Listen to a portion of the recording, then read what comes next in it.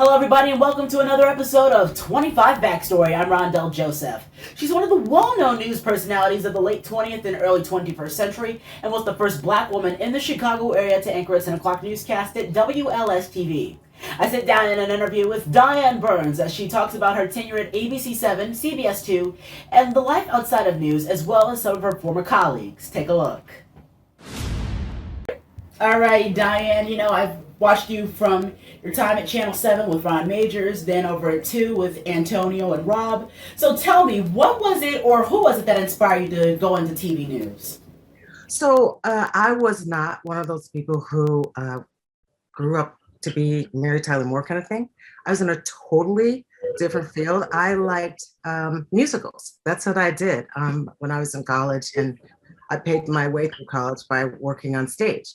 And I also just had different interests, and I was in college, and one of my professors said, "You're a good writer. Why don't you, instead of having 3 jobs, why don't you go and apply for a job at the newspaper?" And I was like, "Oh, I'm a good writer. Oh, okay." So I went and I became a cub reporter at the Cleveland Plain Dealer. And I'll tell you the story that I remember making me switch to television. I was doing this story and I was interviewing all these people about whatever it was that happened. And nobody wanted to be in the newspaper or identify themselves, because back then you had to have their first name, middle initial, where they lived, all sorts of personal information, and it was in the paper. And so I was like, how am I going to get this story? So a TV reporter showed up late, walked in, turned on the lights, and everybody that would not be interviewed for my story in the newspaper jumped in front of the TV screen. And I was like, what? So right then I said, okay, I'm going to do that. So I went back to school to learn how TV works and how to write for television, and I made the switch. Okay, so, oh wow. And you had joined, when you came to Chicago in 85, what was it that made ABC7 get you into their position at their station? Well, a lot was going on at the time. Oprah had just gone there, and I didn't know when I got there, because I'd only been to Chicago once before I came in to work there. And so I didn't really have the lay of the land. So when I started there, my first day is when I realized that I was the only Black woman on the news. Oh, wow. So I was like, And so, it was a very, it's a very casual newsroom. So one day, all the guys came to make fun of that situation. And so all of them put glasses on and took a picture of me. And it was all the white guys who worked there with glasses. And it didn't go over well with management, but it was really funny. And so, so I think, some thought was put into that. Maybe in a city like Chicago, there should be, a Black woman on the air. I don't know. I can't tell you really what they were thinking, but I'm glad. It was a really great experience for me, just seeing the power of the Black people in Chicago and how many successful, brilliant, just amazing people were just in that city, in all facets of business, sports, everything, and just what kind of mark they were making on not just the city, but in the nation. So I was very happy to be there. I was very young though, so it was like, As I took a look at some past clips, you had become the first Black woman to take on a 5 o'clock newscast at ABC7, as well as being the first Black woman to anchor their 10 o'clock newscast, of course. So what was it like anchoring alongside John Drury, then later Ron Majors? Oh, comparing the two, I've anchored with probably 6 or 7 different guys, and the difference between them. Let's see. So John had I don't know if he was unlucky or whatever, but when I started anchoring with him, like I said, I was the very, very young. I had credentials, but I was young. And so I was the type that I don't like surprises. And so I'm okay and not nervous as long as I'm not, blindsided. And so John knew me by then because I worked the night shift as a reporter. So when I sat down for the first time, he said, "Diann, don't be nervous. We all take care of each other on this show." And he said, but um, but the higher you go in this business, the more assassins you're surrounded by.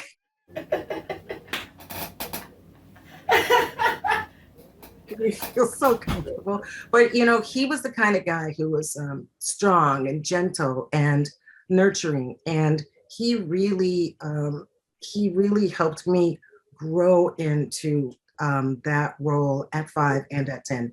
Nobody ever said to me, "Hey, you're the first Black person to do this." I had no idea. Even though I was the only Black woman when I came there, I just assumed that there had been people, and I didn't. We didn't have the internet and all that kind of stuff back then. And so Yeah. there was so much happening. I was thrown into the fire right away that I didn't have time to have that sort of research. And I probably wouldn't have cared to, because, I'm not sure if I would have thought it would be pressure, but I didn't think about it. And so that probably worked out best for me, because I know the responsibilities of a job like that, whether I was the first or not. And so that was my goal as a storyteller, to be able to do my job without thinking about the pressure of being the person that maybe people were looking for me to be, or whether I could do it. I just kept moving forward, basically. That's good. And you were with Drury for from the beginning that you were at Channel 7 in '89 through 2002 when he retired. You, of course, were co-anchor with Ron Majors when he jumped over to Channel 7 after his departure from NBC5 in '98. So I know Ron is more steely-eyed and commanding, like second to Drury, basically. So what was it like with him? What do you mean? Like I know he was like more, I know he had a little commanding presence when you see him on the air. What was it like? Working with So yeah, both of them had totally different styles to me. Let me see. Gosh, I'm not even sure anyone has ever asked me to compare the two. So Ron was serious on the air, but he's a total jokester. He and Mark Giangreco are not great friends for no reason. They're both those mischievous guys, who they're pranksters. They do all sorts of things. But then, when it's time to say good evening and do the news, well, Ron is serious, Mark is not, which is fantastic. And John was easygoing, and everything was the same. Like he had the best laugh in the world. And the thing about the different teams, I would say, is the team that was John, Jerry Taft, Mark Giangreco, and me, there was sort of an unsaid agreement that we didn't embarrass each other. Whenever there was a mistake, we would laugh at the person who made the mistake. If you made the mistake, you knew it was coming. And so you'd either be made fun of on the air if it wasn't a serious story, or you'd be made fun all through the rest of the show, and probably the next day. And so it made you feel comfortable about making a mistake. I remember one time there was a story about Peanuts the groundhog, and John accidentally called him Penis. And he didn't even hear himself say it. And so we were like, what? And so we laughed and laughed and laughed. And then when it came time to do the story, we laughed through the story. And then one of the interns came in and said, "I'm sorry, but the general manager called and said, stop laughing." So you know what happened then. We laughed the whole rest of the show. And we made fun of John for like forever, and then Mark, there's always something to make fun of him. But Mark is like I grew up in a house full of guys. He's like my brothers, which is why, the game, The Dozens, right? Yes. Yeah. So I can play the dozens like nobody's business. My brothers would say something and I'd have something to say right back. Mark would say something on the air and I'd have something to say right back. And so it was fun. And so with Mark, it was more like he would throw you a ball over the plate and you could hit it or you could swing and a miss or you could let it go. And if he lobbed that thing over there, I'm going for it. Because I was like, I'm always ready for you with a comeback. So Mark had a thing that he did with Jerry. They used to go back and forth. Then John and Jerry wound up going back and forth. And then it was Mark and I would go back and forth. And so it just made it really relaxed and really fun. And it's a stressful job. You know, people who are great at it make it look easy. But it is a really stressful job. So if you have people around you who are supportive and you understand that they're not going to let you fall, it makes it a pleasure to come to work. And those guys made it a pleasure to come to work. And I know you were there at Channel 7, of course, for about 18 years. And your game-changing move to CBS 2, I hear the rumor is, once you're at Channel 2, your career is over and dead. That's what Joan Esposito said. Joan. Well, leave it to Joan to tell you exactly what people say. That's pretty funny. Well, let's see. Who survived Channel 2? Lester Holt survived Channel 2. Yes, Lester Holt survived Channel 2, of course. So I know you had anchored alongside Antonio Mora after former CBS Chicago anchor Tracy Townsend had made her move. And then, what do you know, your former colleague and weekend anchor Rob Johnson would jump over from ABC 7 to CBS 2. You had those two. You were anchoring with Rob at 5 and 10 and Antonio at 6. I know it was more different for you because you were in a different atmosphere. You had the same manager who hired you at Channel 7, who hired you at Channel 2. What was it like being at Channel 2? Because your predecessor, Marianne Childers, of course, was there too.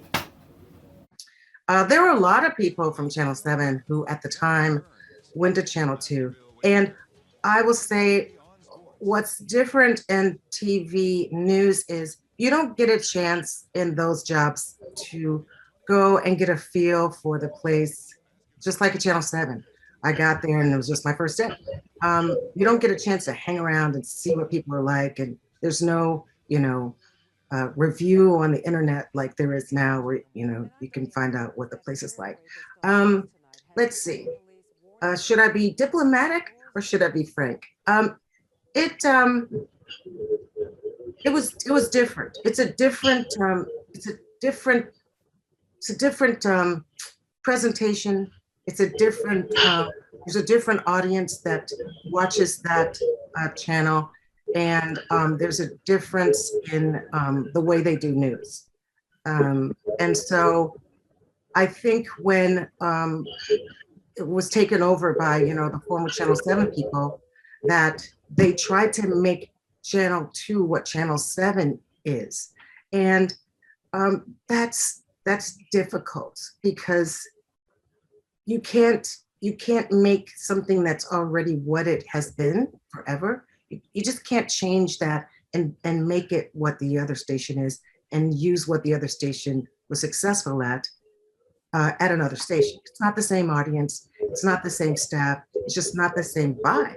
And so I think that's what happens to really every management that went through there is they, instead of learning what it was and trying to deal with it, I guess, or make it more of what it was, or find the successful parts of what it was, everybody tried to change it.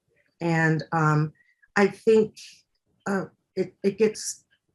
feelings get ruffled because people who are there think, here comes somebody else trying to make us into somebody else. And so it just didn't work. Yeah, and I know you, Marianne, Mark Malone, and a few others were laid off back in 2008. I know that was the same thing that happened 12 years later to Pam Zechman, Mike Puccinelli, who surprisingly survived, moving from McClurg Court all the way to Washington Street.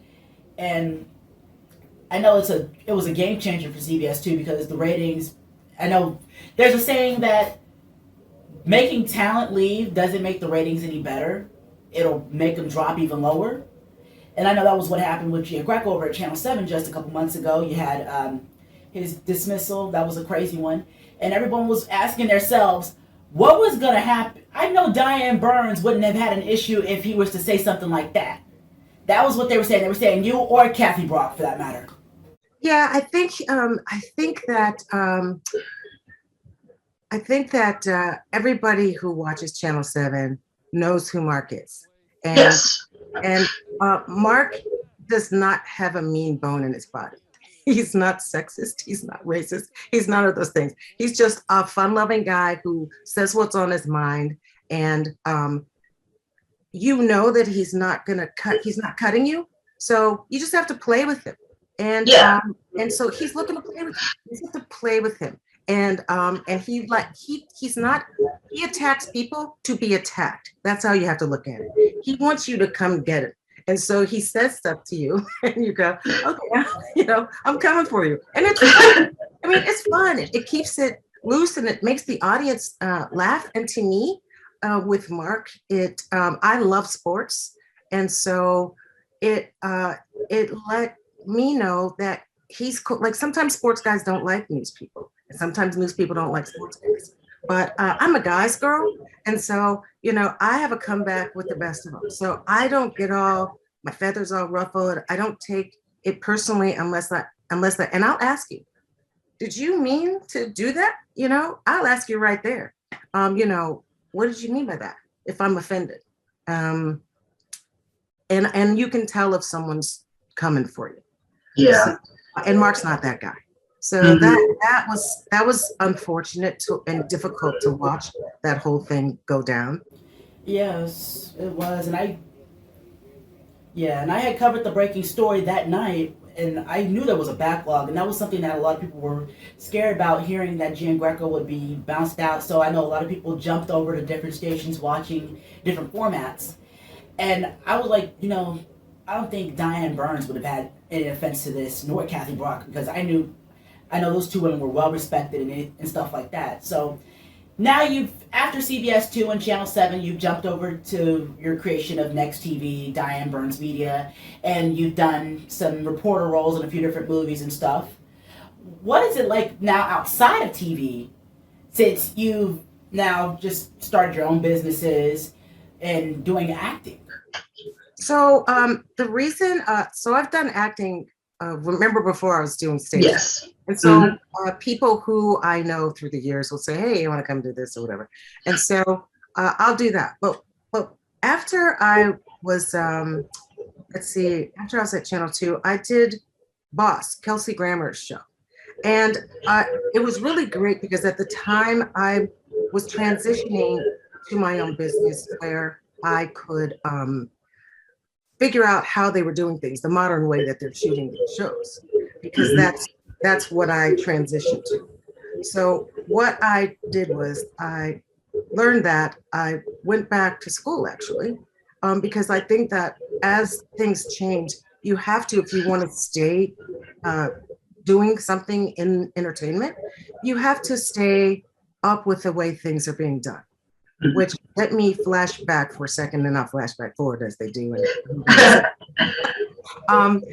When I worked in newspapers, one of the things that I told you the story about when I changed is it was just frustrating that if I would have the front page story, that when the late paper came out, it would be the lead story on TV, so that my story wouldn't be out till the next day in the paper. And they would already have it on the air. So it seemed like TV was the story. And that's where we get our news, basically, in television, ripped from the headlines, so to speak. Yes.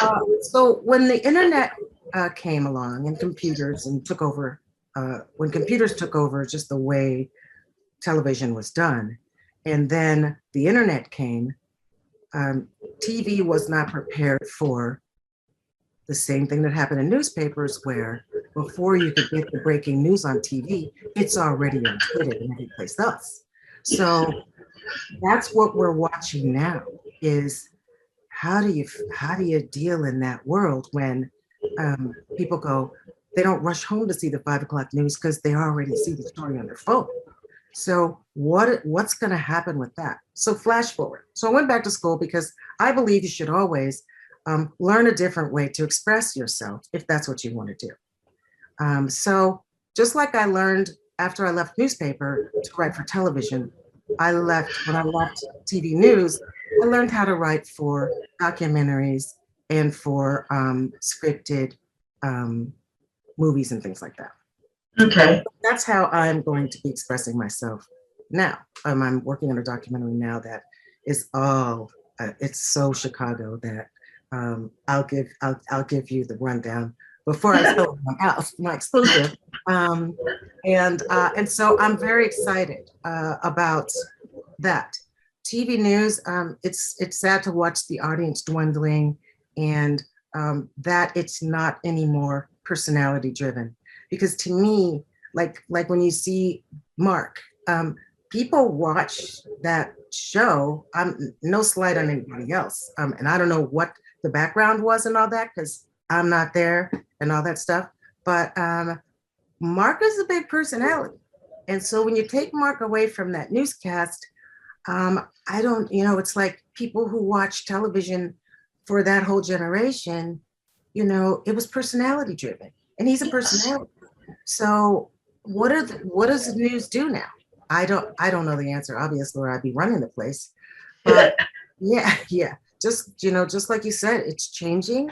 And what is it developing to? But I'm very excited because I've run into people who used to work in news just like, all of us. And they're doing different things. And here's the funny thing. You cannot imagine how many people from television news are in reality TV. Some of them have fake names and stuff, which is hilarious to me. I was like, wait a second, you're so-and-so? And I'm like, you're not using your real name? And so, yeah, so it's a very interesting, it's a whole new world of expressing myself. And I love it. It takes longer than news, because to me, in news, you go, oh, there's a story, get it on. But in this world, they talk about it, they rewrite it, they have the, samples. And I'm like, it's not going to change. Just get it out there. And I know a lot of viewers have wondered after what happened with you in Channel 2. Did you ever think about it? Like, sometimes, did you ever think about making a possible comeback into television news? I think News Nation could use some help. Oh, News Nation. Okay, so first let's backtrack because, one of the things that is difficult for me, frustrating, and I just, I want to know what happened to me at Channel 2. I'm interested. Tell me what happened to me at Channel 2. What I've heard, and even Rob Johnson told me, they said that there were layoffs that had happened at Channel 2. And not only were you laid off, Marianne Childers, Mark Malone, Katie McCall, Rafael Romo, and a few others who were on air were ousted. And I know that was a terrible year for CBS 2. 2008 was probably the worst year you guys had because the passing of Randy Salerno was one of the main reasons. Oh, gosh. I remember that like it was yesterday. That was just tragic. What a nice guy. That guy was one of the nicest people ever, and funny and smart. That was devastating. Yeah. I didn't know him well because I worked at a totally different hour, but just, when you just saw him in passing, when I first met him, I'm like, gosh, he's just genuine and just really cool. So anyway, sorry. Yeah, you're good. But yeah, I know after that happened, there were 2 replacements for the 5 and 10 o'clock newscast. I know Ann State and Roseanne Tellez took over for the time being. I know there was the anchor switch at CBS 2 was a crazy one in the last decade alone. You got Ann State, Roseanne Tellez, Kate Sullivan, Erica Sargent now, and Brad Edwards, who is now anchoring their newscast after Rob Johnson was ousted. And you see that they're trying to take a different approach to it, but now we don't know. I know ratings don't seem to get far with Channel 2, and everyone's always wondering, are they ever going to recover from it? Because rumor had it they never really recovered back in the 80s when ABC 7 took that first place slot. right. I it's a puzzle to me. I think there's a lot of turnover over there, and I don't know. It's even when I was there, they do good work. I don't know. Don't know the answer. Um, and even when things are in flux, I see that they didn't seem to be able to make a move, when the whole thing happened that's happening right now, the whole, uh, I don't know, whatever that Yeah. is. Yeah. Yeah, so the Channel 2 thing, I mean, so many people have worked there, come and go. And, I don't even know, but then management changes, then talent changes. So you can't really get an idea of what exactly it is because the product changes, so you don't know what sticks, what works, what doesn't work. um yeah, I mean, that was I'm just gonna say out loud that there there were parts of that that were it was unpleasant for me. It was Ugh. um and yeah, it Mm. was unpleasant. I can't say that I mean, when I was leaving, I wasn't sad to go. Yeah. And Fair enough. have never been let go in my entire career. And to me, a lot of things that happened, I I don't talk about the personal stuff. And because frankly, one of the things that is troubling about our business is that uh, is that reporters don't do their job. They don't ask. Like, how many times have you seen in the TV blogs, sources said, people in the newsroom said, usually everybody in the newsroom knows who the source of the, stuff is. Yeah. And usually it's someone grinding an axe. And so it's personal. And there's always, something. And people um, are who are watching these shows, they're not stupid. They get what they can see between the lines. They can tell. And so I just don't even talk about some stuff. But what happened there to me was I'm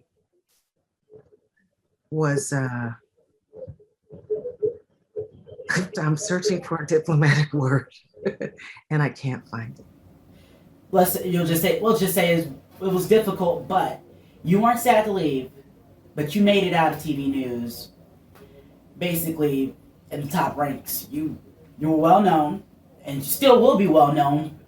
You go down as one of the first black women to even anchor an evening newscast in Chicago.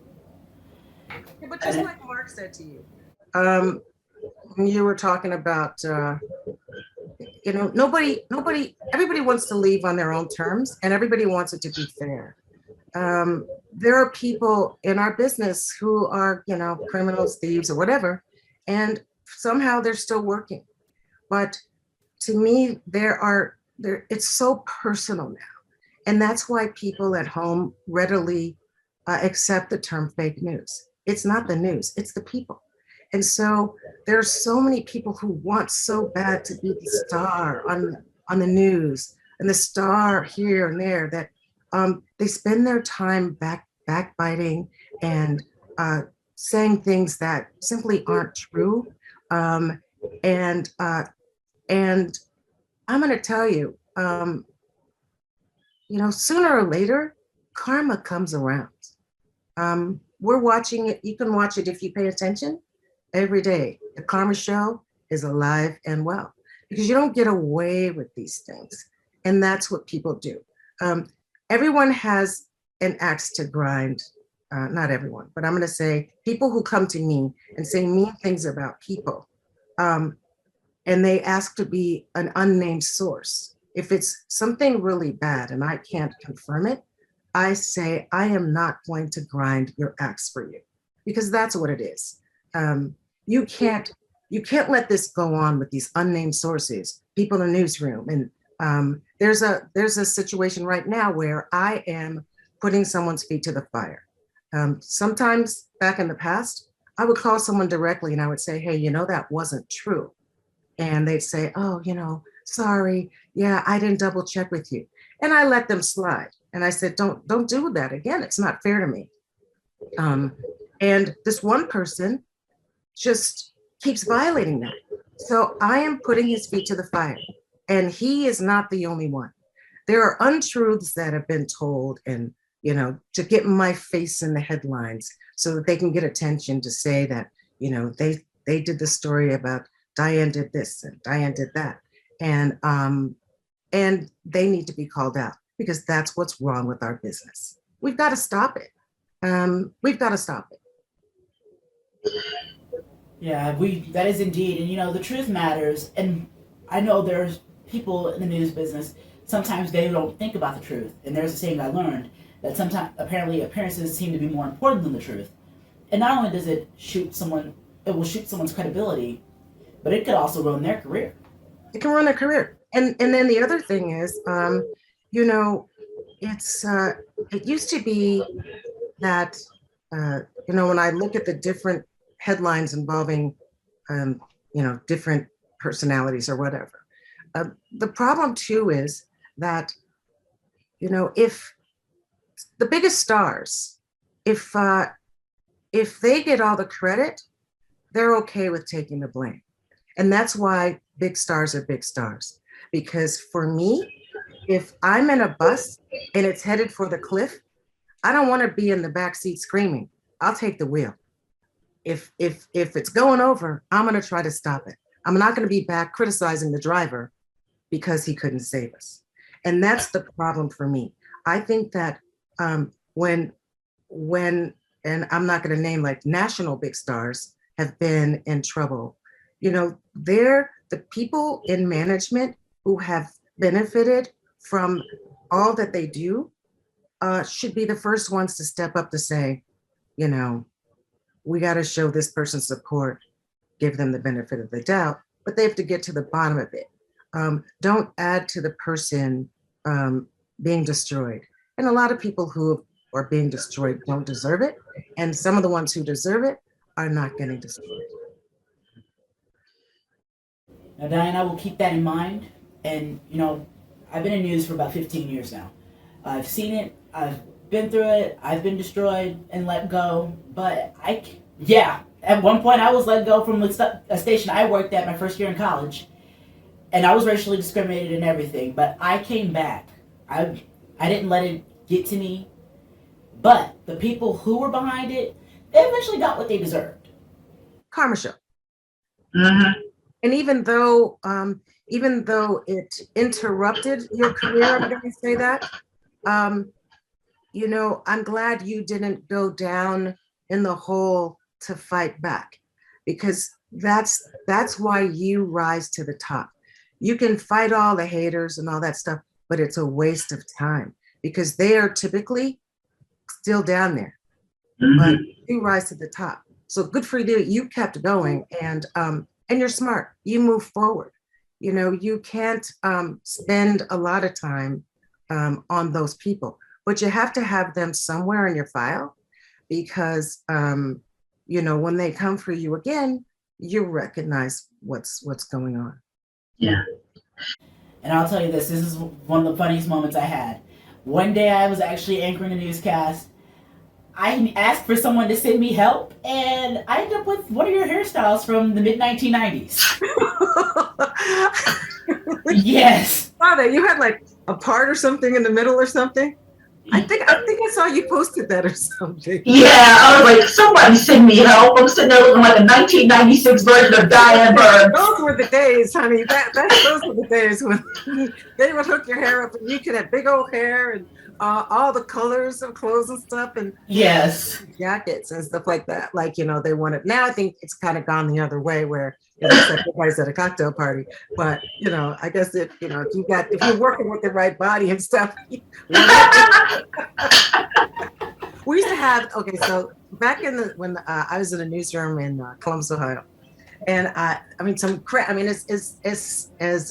much as we talked about the negative, I want to talk about some of the more hysterical things. So we were doing a show, and I'll never forget, the prompter was going on, And luckily, it wasn't a serious story, but we heard a thud in the back of the room. And that was back in the days when everybody that ran the equipment was in the studio. So the guy running the prompter, first to start, the words were going slow, and we were trying to, like, to read the stuff, and it was like stopping and stuff. And then we heard a thud, and we look over, and the guy is face down on the teleprompter machine, and on the screen in front of us, because the words come in front of you, a big pile of vomit was on the screen.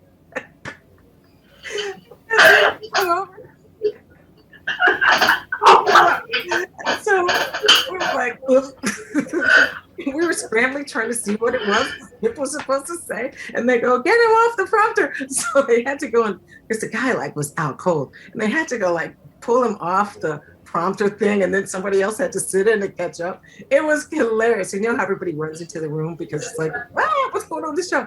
Everybody ran into the room, and I'll never forget, we were trying to recover, and I was trying to read the next story, but I was still thinking about what happened. And so the story was about this murder that had taken place, and they had hired a psychic.